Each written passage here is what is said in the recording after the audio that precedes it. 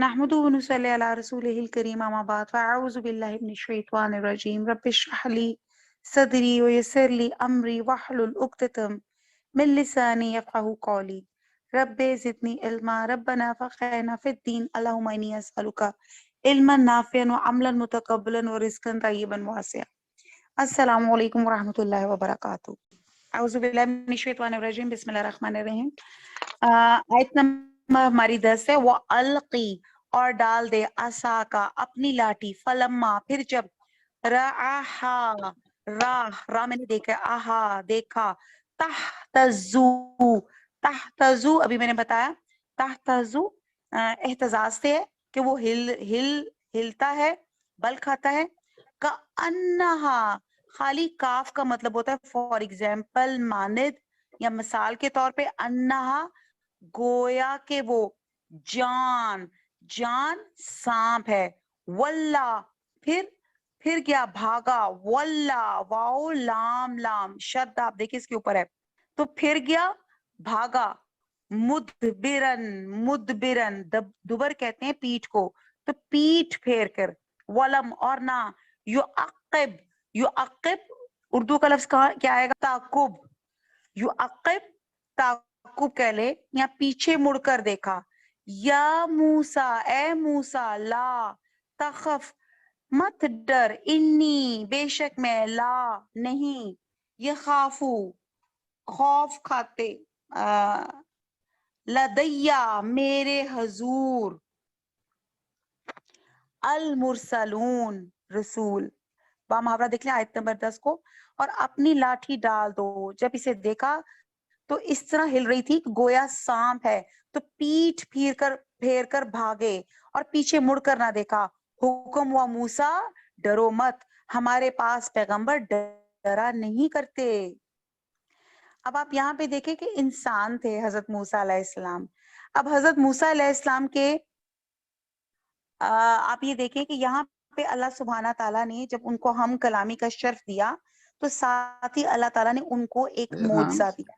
और दूसरा हमें पता चलता है कि ये नबूवत जो होती है किसी की तजवीज करदा नहीं होती। ये अल्लाह सुब्हाना ताला अपने बंदों को चुनते हैं और नबी को नबूवत से पहले अपने नबी बनने का इल्म नहीं होता। और इस आयत से हमें बहुत सी बातों के एस्पेक्ट पता चलते हैं जैसे हजरत मूसा अलैहिस्सलाम की लाठी के सांप बन जाने का मोजा वो आपको सबसे पहले इसी मुकाम पर अता हुआ था।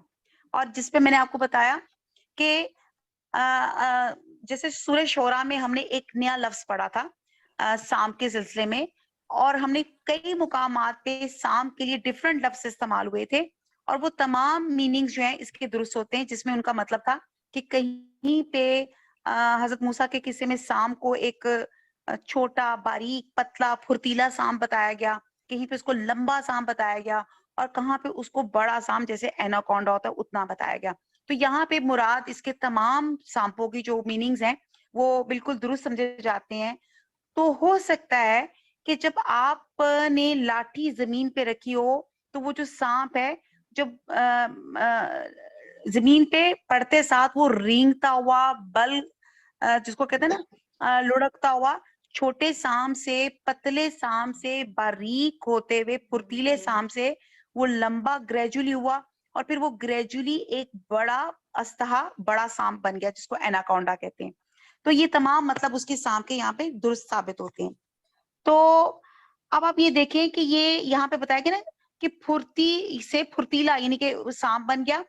और फिर हम ये देखते हैं कि चूंकि ये पहला मौका था कि हजरत मूसा अलैहिस्सलाम खुद भी सांप से डर गए। अब ये देखें इमेजिन करें इस वक्त जहां आप बैठे अल्लाह ना करे एक छिपकली भी आ जाए तो हमसे बड़े बड़े जो बड़े बहादुर बने फिरते हैं कॉकरोच आ जाए तो चीख मार के टांगे ऊपर करके बैठ जाएंगे वो ये छिपकली आ गई कॉकरोच आ गया या व्हाटएवर कुछ भी आ गया। तो आप ये देखिए कि यहाँ पता चलता है कि नबी को नबूवत से पहले अपनी नबी बनने का इल्म नहीं था और एक वो आम इंसान थे। और जब अल्लाह ताला ने मोजा दिया जब उन्होंने लाठी जमीन पे रखी और जब वो अस्तहा बन गई तो वो डर गए। और फिर एक ये पता चलता है कि तीसरा ये पता चलता है कि इस वक्त ही आपको मालूम हुआ कि मनसब रसालत आपके सुपुर्द किया जा रहा है। इससे पहले आपको نہیں پتا تھا کہ آپ کو نبوت عطا ہوگی. نبوت یا رسالت عطا ہونے کے وقت بھی طبیعت جو تھوڑی ہوتی ہے وہ بھاری ہو جاتی ہے اور کچھ خطرہ سا معلوم ہوتا ہے. جیسے حضور صلی اللہ علیہ وسلم کو غار حرا میں ایسا خوف لاحق ہو گیا تھا، اس لیے اللہ تعالیٰ نے تسلی دیتے ہوئے فرمایا تھا کہ رسول میرے حضور ڈرا نہیں کرتے. یہاں پہ وہی بات بتا رہی ہوں کہ یہاں پہ حضور صلی اللہ علیہ وسلم کو وحی کر کے اللہ تعالیٰ حضرت موسیٰ علیہ السلام کا واقعہ بیان کر رہے ہیں، اور ساتھ آپ کو ان کے ساتھ سملیرٹی بھی ساتھ بتائی جا رہی ہے کہ حضور صلی اللہ علیہ وسلم کو بھی اللہ تعالیٰ نے کہا تھا کہ میرے رسول میرے حضور ڈرا نہیں کرتے، اور یہاں پہ حضرت موسیٰ علیہ السلام کو بھی تسلی دی جا رہی ہے کہ آپ ڈرے نہیں. اور آیت نمبر 11 ہے اللہ مگر من ظلما، من جس نے ظلمہ ظلم کیا، سما پھر بدلا بدل دیا، حسنن حسنم حسنم نیکی سے، بعد بات سو برائی کو، فإنی تو بے شک میں، غفور رحیم غفور ہوں معاف کرنے والا ہوں، رحیم رحم کرنے والا ہوں. جس نے ظلم کیا پھر برائی کے بعد اسے نیکی سے بدل دیا تو میں بخشنے والا مہربان ہوں. اب آیت نمبر 11 میں کہ اللہ کہتے ہیں کہ میرے حضور ڈرنے کی صرف ایک ہی وجہ ہو سکتی ہے، یعنی کہ اللہ تعالیٰ بتا رہے ہیں کہ جب حضرت موسیٰ علیہ السلام اس سام کو دیکھ کر ڈرے تو اللہ تعالیٰ فرماتے ہیں کہ میرے حضور یعنی کہ اللہ کے حضور ڈرنے کی صرف ایک ہی وجہ ہوتی ہے کہ کسی شخص نے واقعی کچھ ظلم کیا ہو، اور ظالموں کو تو ڈرنا ہی چاہیے. اور جو شخص آگے اللہ تعالیٰ بڑے رحیم ہیں غفور ہیں اور وہ بتا رہے ہیں، اللہ ایگزیمپشن دے رہے ہیں، اللہ تعالیٰ رخصت دے رہے ہیں کہ جو شخص ظلم کے بعد توبہ کر لے، برے کاموں کے بعد نیکی کی راہ اختیار کر لے، اپنا طرز عمل بدل لے، تو اللہ تعالیٰ فرما رہے ہیں میں اسے معاف کر دیتا ہوں. اور غالباً اس آیت میں حضرت موسیٰ علیہ السلام کے اس دور کے ایک واقعے کی طرف اشارہ ہے جب آپ نے ان انٹینشنلی ایک قبطی کو نادانستہ طور پہ مار دیا. پھر آپ وہاں سے مفرور ہو کے مدین میں حضرت شعیب علیہ السلام کے پاس آ گئے. تو یہاں پہ اللہ تعالیٰ نے اسی لیے کہا گیا فَإِنِّي غَفُورٌ رَحِيمٌ کہ بے شک میں معاف کرنے والا اور رحم کرنے والا ہوں.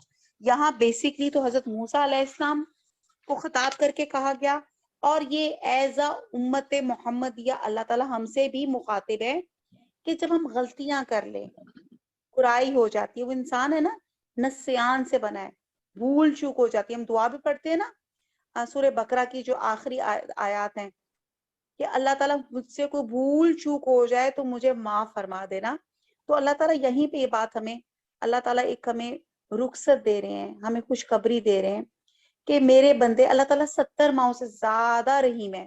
میرا بندہ جب توبہ کر لیتا ہے وہ گلٹ محسوس کرتا ہے کہ میں نے کوئی ظلم کیا، ہاں غلطی ہو گئی، انسان تھا کوئی، میں نے انسان پہ ظلم کر لیا، اپنے اوپر ظلم کر لیا. انسانوں کے اوپر تو ظلم آپ کو سمجھ آتی ہے، حقوق العباد میں کمی بیشی، اور اپنے اوپر ظلم کیا ہوتا ہے؟ حقوق اللہ میں کمی بیشی کرنا. یا آپ اپنے نفس کو، یعنی کہ آپ غلط کام کر رہے ہو، آپ غیبت کر رہے ہو، آپ حسد کر رہے ہو، آپ اپنی ہی نیکیوں کو جلا رہے ہو. کہتے ہیں نا حسد نیکیوں کو کھا جاتا ہے. تو آپ اپنے اوپر جو ظلم کر رہے ہو اور اس کے بعد آپ نیکی، آپ دعا اللہ سے مانگتے ہیں اور توبہ تو نسو مانگتے ہیں، تو اللہ تعالیٰ یہاں پہ خوشخبری دے رہے ہیں کہ میں غفور ہوں، رحیم ہوں. جو کوئی ظلم کر لے اور ظلم کے بعد توبہ کر لے تو اللہ تعالیٰ کہتا ہے کہ پھر برائی کے بعد اسے نیکی سے بدل دے تو میں بخشنے والا مہربان ہوں. تو ہم اسی آیت کو آج وسیلہ بنا کے میں اور آپ جو آج کلاس میں موجود ہیں، جو کلاس میں موجود نہیں بھی ہیں، ایزا امت محمدیہ ہم سب اللہ سے دعا کرتے ہیں، یا اللہ یا رحمان یا حی یا قیوم بے رحمتک استغیث، یا اللہ ہماری صغیرہ کبیرہ گناہ معاف فرما دے. اللہ تعالیٰ ہم گناہوں کے بوجھ اور گٹھریاں لے کے بیٹھے ہیں. اللہ تعالیٰ ہماری جسمانی اور روحانی بیماریوں کو دور کر دے. اللہ تعالیٰ آپ شفا دینے والے ہیں. ہم سارے جن اور انس اللہ تعالیٰ آپ سے مانگے، آپ کے خزانے میں کمی نہیں ہوئے گی اور آپ سب کی جھولیاں بھر دیں گے.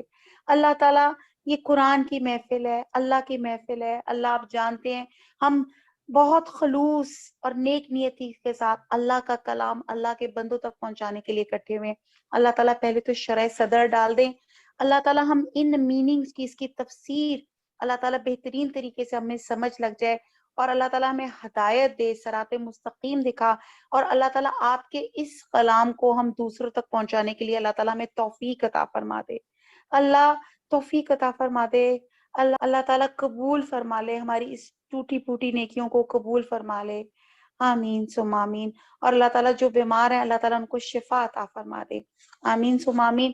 اور اللہ تعالیٰ آج ہم اس آیت کے وسیلے سے توبۃ النصوح کرتے ہیں، اللہ تعالیٰ نسو، ہم دل سے گلٹ محسوس کرتے ہیں کہ ہم نے دنیا میں بہت برائیاں کی، ہم سے بہت گناہ ہو گئے، حقوق اللہ، حقوق العباد میں بہت کمی بیشیاں ہو گئی۔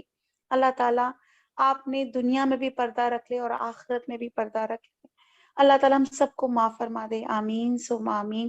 اللہ تعالیٰ ہم سے راضی ہو جائیں، اللہ ہم سے راضی ہو جائے، اللہ ہم سے راضی ہو جائے، اور جو لوگ ہم میں موجود نہیں اللہ تعالیٰ ان کے درجات بلند کر لے، اللہ ان کے درجات بلند کر دے، اللہ تعالیٰ اس کے بعد ان کی اولاد کو، جو لوگ جا چکے ہیں اللہ تعالیٰ ان کے لیے صدقہ جاریہ بنا دے، اللہ تعالیٰ ہمیں ہمارے والدین کے لیے صدقہ جاریہ اور ہماری اولاد کو ہمارے لیے صدقہ جاریہ بنا دے، آمین ثم آمین۔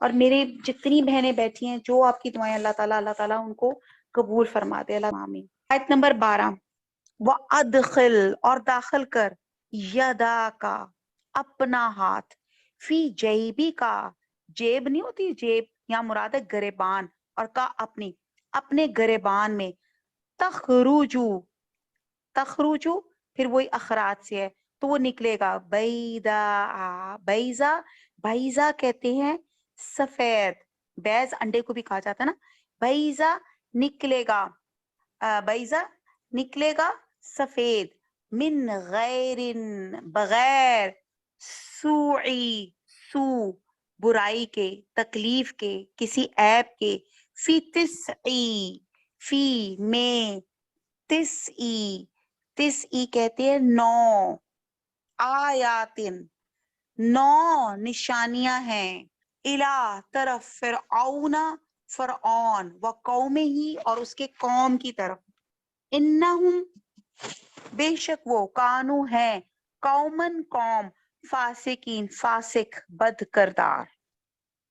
آیت نمبر 12 کا باب محاورہ دیکھتے ہیں، اور اپنا ہاتھ اپنے گریبان میں ڈالو، بے عیب سفید نکلے گا، ان 2 معجزوں کے ساتھ، جو 9 معجزے، یہ 30 لکھا ہوا نا، 30 آیات، 9 معجزوں میں داخل ہیں، فرعون اور اس کی قوم کے پاس جاؤ کہ وہ بد کردار لوگ ہیں۔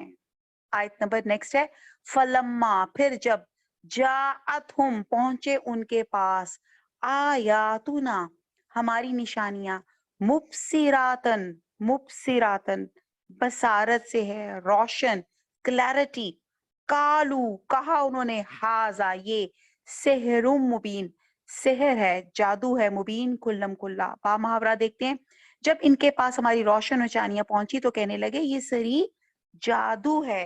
اب ہم نے آیت نمبر 12 اور 13 اسی مقام پہ، اب اللہ تعالیٰ نے، اب یہ اس جہاں پہ اللہ تعالیٰ نے کلام کیا، اللہ تعالیٰ نے ان کو نبوت کے عہدے پہ سرفراز کیا، حضرت موسیٰ علیہ السلام کو، ساتھ آن دا اسپاٹ 2 معجزے دیے۔ پہلا تو لاٹھی تھا، اس کو زمین پہ رکھو تو وہ سام بن جائے گی، ٹھیک ہے، اور جب اس کو دوبارہ پکڑیں گے تو وہ دوبارہ آپ کو لاٹھی بن جائے گی۔ یہ بھی ایک انٹرسٹنگ واقعہ ہے، یہ اسپیکٹ قرآن میں ایک اور جگہ لکھا گیا ہے کہ جب وہ لاٹھی جب انہوں نے زمین پہ رکھی تو وہ سانپ بن گئی، تو وہ دوڑے ڈر کے مارے کہ یہ مطلب ڈر گئے کہ بھی سانپ آ گیا، تو اللہ سبحانہ تعالیٰ نے ان کو ہمت دی کہ رسول ڈرا نہیں کرتے، اور انہوں نے کہا کہ اس کو دوبارہ پکڑو، یہ دوبارہ لاٹھی بن جائے گی۔ تو آپ یہ دیکھیں کہ یہ بھی کتنا کریج والا کام ہے کہ ایک سانپ کو، جو ان کو سانپ نظر آ رہا ہے، اللہ تعالیٰ نے کہا اس کو پکڑو تو وہ دوبارہ لاٹھی بن جائے گی، تو وہ اللہ کے حکم سے وہ دوبارہ لاٹھی بن گئی تھی۔ اور دوسرا جو معجزہ دیا تھا وہ یہ تھا، اس کو ید بیضا کہتے ہیں، اور یہ اس کی تفصیل بھی بہت جگہ بیان کی گئی ہے، اور جس میں یہ تھا کہ یہاں پہ دیکھیں کلیئر لکھا ہوا ہے کہ وہ ادخل یدا کا، کہ اپنا ہاتھ اپنے گریبان میں ڈالو، اور جب آپ اس کو نکالو گے تو وہ سفید نکلے گا بغیر عیب کے، یعنی کہ وہ چمکتا ہوا، روشن نکلے گا. تو یہ دو معجزات کے ساتھ اللہ تعالیٰ مزید بتا رہے ہیں کہ دو بڑے بڑے واضح معجزے ہیں اور اس کے علاوہ 9 معجزات کے ہیں جو جن کا ذکر ہم سورہ بنی اسرائیل کی آیت نمبر 101 میں ہم کر چکے ہیں. تو اللہ تعالیٰ نے یہی دو بڑے معجزے عطا کر کے حضرت موسیٰ علیہ السلام کو فرعون اور اس کی قوم کی طرف رسول بنا کر بھیجا، کیونکہ فرعونیوں نے اپنے ملک میں ایک عظیم فساد برپا کر رکھا تھا.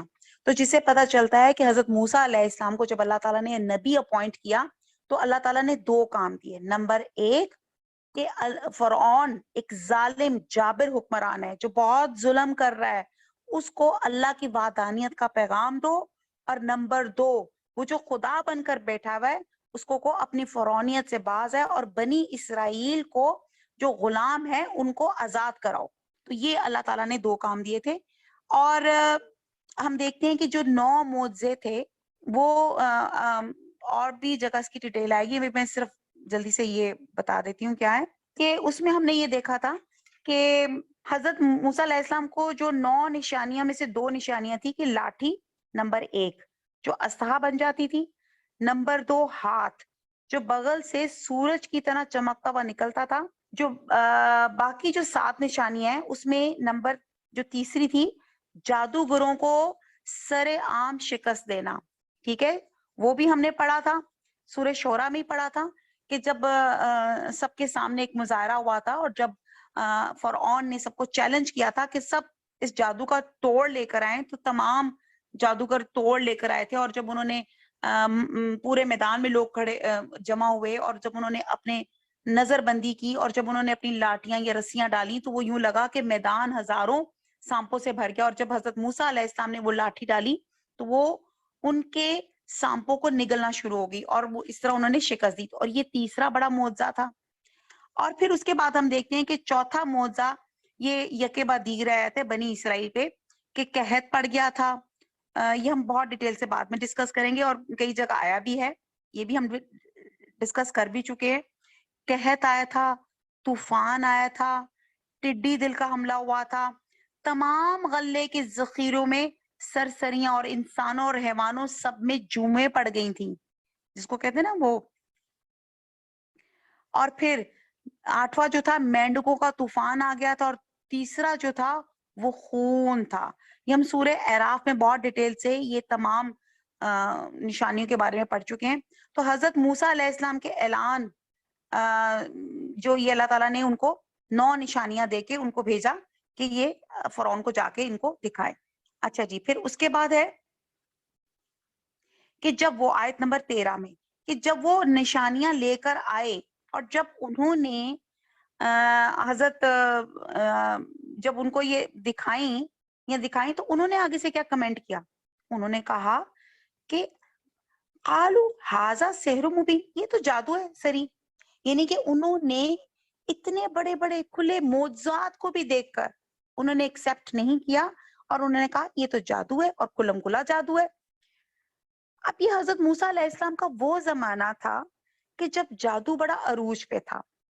اللہ سبحانہ تعالیٰ بڑی حکمت والا ہے. اللہ تعالیٰ نے آج تک جتنے بھی نبی بھیجے اور اللہ تعالیٰ نے ان کو جتنے جو معجزات اللہ تعالیٰ نے عطا فرمائے اکارڈنگ ٹو دا سچویشن اور سرکمسٹانسز دیے.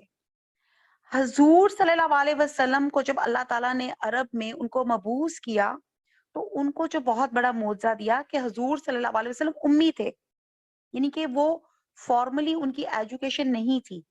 اور اللہ نے جب ان پہ وحی کی تو عربی کا فصاحت اور بلاغت والا کلام ان کے منہ سے جب ایک دم وحی کی صورت میں نکلنا شروع ہوا تو یہ ایک بہت بڑا معجزہ تھا کہ ایک امی انسان اتنی بہترین عربی فصاحت اور بلاغت والی بولے. کیونکہ اس زمانے میں عرب میں معتبر شخص وہ سمجھا جاتا تھا جو زبان دان بہت اچھا تھا، جس کی عربی بہت اچھی ہوتی تھی. تو اللہ تعالیٰ نے اس سرکمسٹانسز کو دے کے حضرت حضور صلی اللہ علیہ وسلم کو معجزہ بھی وہ دیا کہ زبان میں فصاحت اور بلاغت. اور اسی طرح حضرت موسیٰ علیہ السلام کو اللہ تعالیٰ نے جب معجزہ دیا تو ان کی قوم میں جادوگری اور شعبدہ بازی بہت زیادہ تھی. تو آپ کو حضرت موسیٰ علیہ السلام کو اللہ تعالیٰ نے ان کی قوم کے حساب سے وہ چیزیں تھی جس سے ان کی قوم امپریس ہو سکے کہ معجزات عطا فرمائے. یہ جو میں نے بھی 9 معجزات بتایا اور خاص طور پہ یہ جو 2 معجزات دیے.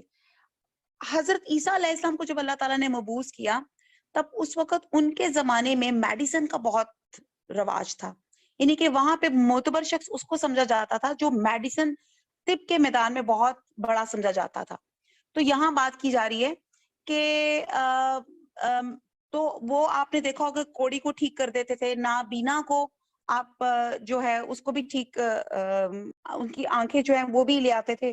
اچھا جی, تو یہ اللہ تعالیٰ نے پیغمبروں کے سرکمسٹانسز کے حساب سے اللہ تعالیٰ نے معجزات دی. تو حضرت موسیٰ علیہ السلام کے زمانے میں جادوگری کا بہت زیادہ روب اور دبدبا تھا, تو اللہ تعالیٰ نے ان کے بھی ایک بہترین معجزہ ڈال کے بھیجا تاکہ لوگوں کو سمجھ آئے کہ یہ معجزہ جو ہے وہ جادو سے بہت بڑھ کر چیز ہے اور یہ اللہ تعالیٰ کی طرف سے. اور لیکن جب وہ لے کر آئے تو آگے سے وہ انہوں نے کیا کہا, ہاذا سحر مبین, انہوں نے کہا یہ تو جادو ہے کلم کلا, بجائے اس چیز کو ایکسیپٹ کرنے کے لیے. یہ کہاں پہ ہوا تھا؟ یہ حضور صلی اللہ علیہ وسلم کے ساتھ بھی ایسے ہوا تھا کہ جب لوگوں نے ان سے مطالبہ کیا کہ اچھا آپ نے پیغمبر بنے پھرتے ہیں تو یہ چاند کو 2 ٹکڑوں میں تو تقسیم کر کے دکھائیں, شق قمر کا واقعہ اس کو کہتے ہیں. تو آپ صلی اللہ علیہ وسلم نے ایسی انگلی کو ایسے پوائنٹ کیا چاند کی طرف, اللہ کے حکم سے for the fraction of second چاند 2 ٹکڑے ہو گیا. اور کہتے ہیں کہ وہاں پہ قافلہ آ بھی رہا تھا, ان لوگوں نے اپنی ویژن مطلب انہوں نے آنکھوں سے دیکھا بھی تھا کہ چاند جو تھا 2 حصوں میں بٹ گیا تھا, لیکن اس کے باوجود وہ لوگوں نے بلیو نہیں کیا. انہوں نے کہا جی نظر بندی ہو گئی یا واٹ ایور از. تو یہ اسی طرح کی مخالفت جو تھی حضرت موسیٰ علیہ السلام کو بھی سہنی پڑی. اور یہاں پہ تسلی دی جا رہی کہ ہر نبی نے جس نے اللہ کا پیغام لوگوں تک پہنچانے کے لیے آگے بڑھے ہیں, ان کو مخالفت اور آزمائشیں سہنی پڑی ہیں. آیت نمبر 14, وجحدوا جہد انکار کرنا, جہود سے ہے, ٹھیک ہے, جہد جہود, انکار کیا, منکر ہو گئے, بیہا ساتھ اس کے, وسطی قانتہا. اب یہ لفظ جو ہے اس کو ہم توڑتے ہیں, وا میں نے اور استی کا نتہا, اس کا ہے استقان سے لفظ ہے. استقان جو لفظ ہے نا یہ نکلتا ہے یقین سے, ٹھیک ہے, اور ان قریب یقین آ گیا ان کو, ان قریب وہ انہوں نے قائل ہو گئے اس کے, انفسہم دل ان کے, ظلم بے انصافی, وعلون اور علو اور غرور سے, فنظر پس دیکھ, کیفا کیسے, کانا ہوتا ہے, عاقبات انجام, المفسدین فساد کرنے والوں کا. تو یہاں پہ اور بے انصافی اور غرور سے ان سے انکار کیا, لیکن ان کے دل ان کو مان چکے تھے. پھر دیکھ لو کہ فساد کرنے والوں کا انجام کیسا ہوا تھا. اب موسیٰ علیہ السلام نے اپنے بھائی ہارون کے ہمراہ فرعون کے دربار میں پہنچے.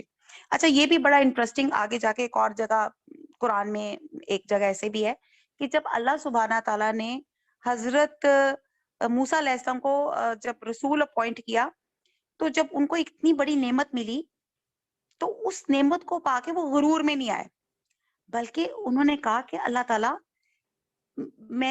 میرا بھائی ہے ہارون, اس کو بھی آپ رسول اپوائنٹ کر دے تو ہم ایک ٹیم ورک کے ذریعے اللہ آپ کا کلام بہترین طریقے سے فرعون کے سامنے پیش کریں گے, کیونکہ وہ ایک بڑا ظالم ہے. تو یہ انہوں نے اپنے بھائی کی سفارش کی اور اللہ سبحانہ تعالیٰ نے ان کے بھائی کو بھی جو ہے اللہ تعالیٰ نے نبی کا درجہ دے دیا. تو جہاں سے ایک ہمیں یہ بھی سبق ملتا ہے کہ جب ہم دوسروں کے لیے اچھا سوچیں گے اللہ تعالیٰ آپ کے لیے اچھا سوچیں گے. ہمارے لیے کیا ہوتا ہے, جب ہم دیکھتے ہیں کہ ہماری دعائیں کیوں نہیں قبول ہوتی یا ہمارے گھروں سے برکتیں کیوں اٹھ گئی ہیں, دا مین ریزن از دیٹ ہم سیلف سینٹرڈ ہو گئے. میں جو کچھ مانگوں گی نا, اللہ مجھے میری اولاد کو یہ دے دے, میرے رزق میں اضافہ کر, میرے علم میں اضافہ کر, میری اولاد کو یہ مل جائے, مجھے یہ مل جائے. اگر آپ چاہتے ہیں کہ آپ کی دعائیں قبول ہوں تو ویل وشر بن جائیں, سب کے لیے دعائیں کریں اور سب کی دعا کر کے, اور اسپیشلی یہ میرا آزمایا ہوا ہے, اسپیشلی جس سے آپ کو کوئی نفرت، کوئی کینہ، جس سے آپ کو بغض، کسی سے آپ کو دشمنی، یا کسی سے آپ کا تھوڑا سا دل ہلکا پھلکا بھی میلا ہے، اس کے لیے بہت دعا کیا کریں.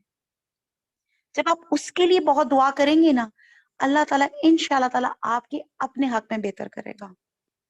تو اس لیے اپنے دلوں کو وسیع کر لیں، اس میں سے کینہ اور بغض نکالیں. لوگوں کے لیے دعا، جو چیز اپنے لیے پہلے مانگنی ہے پہلے لوگوں کے لیے مانگیں. اولاد مانگنا چاہتے ہیں پہلے لوگوں کے لیے مانگیں. آپ کے سامنے کچھ فیملی میں کیسز ہوں گے، اپنی اولاد کو صراط مستقیم کی دعا مانگنا چاہتے ہیں پہلے لوگوں کے بچوں کے لیے مانگے. اللہ تعالیٰ ہماری امت کے بچوں کو صراط مستقیم دکھا، ان کو باحیا، با کردار، با پردہ رکھ، موبائل کے فتنے سے بچا، شیطان کے فتنے سے بچا. اللہ تعالیٰ ان کو بھی بچا، مجھے اور میرے اہل و عیال اور میرے خاندان والے میرے بچوں کو بھی بچا. اللہ تعالیٰ اولاد دینی ہے. تو یہاں پہ آپ دیکھیں کہ حضرت موسیٰ علیہ السلام نے اپنے بھائی کو اللہ کے ہاں سفارش کی کہ مجھے اچھا مل رہا ہے، اللہ میرے بھائی کو بھی یہ پوسٹ دے دے. تو اللہ پھر اسی طرح حضرت موسیٰ علیہ السلام اپنے بھائی ہارون کے ہمراہ فرعون کے دربار میں پہنچے. تو یہ جب فرعون کے دربار میں پہنچے، انہوں نے اور اس فرعون کو اللہ کا پیغام پہنچایا اور اپنی رسالت کی صداقت کے طور پہ دونوں معجزات دکھائے. کیا؟ عصا کا اور اپنے ہاتھ کو جب وہ باہر نکالتے تھے وہ سورج کی طرح چمکتا ہوا نظر آتا تھا. لیکن لوگوں نے ان معجزات کو جادو کی کرشمہ سازیاں یا شعبدہ بازیاں کہہ دیا اور نگیٹ کر دیا، حالانکہ ان کے دلوں میں یقین آ گیا تھا کہ یہ معجزات ڈیفینیٹلی اللہ کی عطا کردہ نشانی ہے، جادو کے کرشمے نہیں ہیں. اور حضرت موسیٰ علیہ السلام فی الواقعہ اللہ کے رسول ہیں، اور دل میں یقین کے برعکس ان کی زبان سے جو لفظ نکلے محض تکبر کی بنا پہ نکلے. اور یہ بات بڑی بے انصافی کی بات تھی. اور ہم نے جو پہلے پڑھا تھا جو 9 معجزات تھے، اور کون سے معجزات تھے 2 کے علاوہ، تیسرا بھی میں نے ڈیٹیل سے بتا دیا تھا جو آپ نے جادوگروں کو شکست دی تھی. اور یہ بھی میں ان شارٹ جلدی بتا دوں کہ جب مصر میں عذاب آتا تو فرعون حضرت موسیٰ علیہ السلام سے کہتا ہے تم اپنے اللہ سے دعا کرو نا کہ بلا ٹلوا دو، جو تم کہتے ہو ہم مان لیں گے.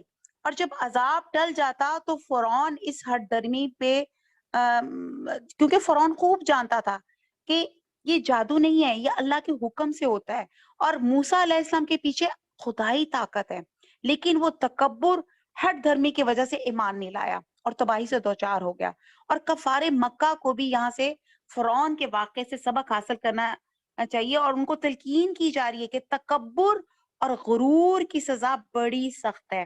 اور یہی مورل، یہی عملی پوائنٹ آیت نمبر 14 سے میرے اور آپ کے لیے ہے کہ تکبر اور غرور کی سزا بڑی رغبت ہے. انا خیر منہ، میں ہوں کیا چیز، میں تو خود اللہ تعالیٰ کی تخلیق کرتا ہوں.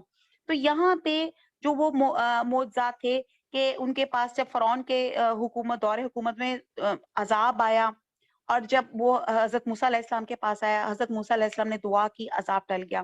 پھر اس کے بعد طوفان آیا، پھر انہوں نے حضرت موسیٰ علیہ السلام سے دعا کی، اللہ کے حکم سے وہ طوفان بھی ٹل گیا. پھر ٹڈی دل کا عذاب آیا، ان کے پوری فصلوں میں کیڑے پڑ گئے تھے، پھر ان کے سنڈیاں پڑ گئی تھیں، پھر ان کی جوئیں پڑ گئی تھیں، اور پھر ایک بھی ایک عذاب آیا تھا کہ مینڈک، ہر جگہ مینڈک ہی مینڈک نظر آتے تھے. اور پھر ان کو عذاب جو نیکسٹ آیا تھا کہ پھر یہ تھا کہ ہر جگہ میں خون ہی خون تھا، کپڑوں میں، ان کے سامان میں، اور یہ اتنے بڑے عذاب تھے. اور جب یہ عذاب آتے تھے یہ حضرت موسیٰ علیہ السلام کے پاس آتے تھے کہ آپ اللہ سے دعا کریں اور یہ عذاب ٹل جائے، اور وہ عذاب ٹل جاتے تھے. اور جیسے وہ عذاب ٹل جاتے تھے وہ دوبارہ سے اسی طرح نافرمانی میں مصروف ہو جاتے تھے. دل کو یقین کرنے کے باوجود ان کو ایکسپٹ نہ کرنا، کیا اس کی وجہ کیا تھی؟ ان کا ظلم اور تکبر اور سرکشی تھی. اور یہی بات آج ہمارے ساتھ بھی، ہم بھی بہت سی باتوں کو اللہ تعالیٰ کی مانتے ہیں لیکن اس کو ایکسپٹ نہیں کرتے. وجہ بھی یہی ہے، ہمارا تکبر، سرکشی ہے. اب ان کی بات مان لیں کہ ان کی قوم، ان کو یہ تھا کہ اگر ہم نے بات مان لی تو ہمارے سٹیٹس میں کمی نہ ہو جائے، اور ان کو ایک گھمنڈ تھا، اور اسی طرح لگتا ہے ہمیں بھی ایک گھمنڈ ہے. تو اللہ تعالیٰ ہمیں اس گھمنڈ اور تکبر سے بچائے. وما علینا الا البلاغ. سبحانک اللہم و بحمدک، نشہد لا الہ الا انت، نستغفرک و نتوب الیک. والسلام علیکم ورحمۃ اللہ وبرکاتہ.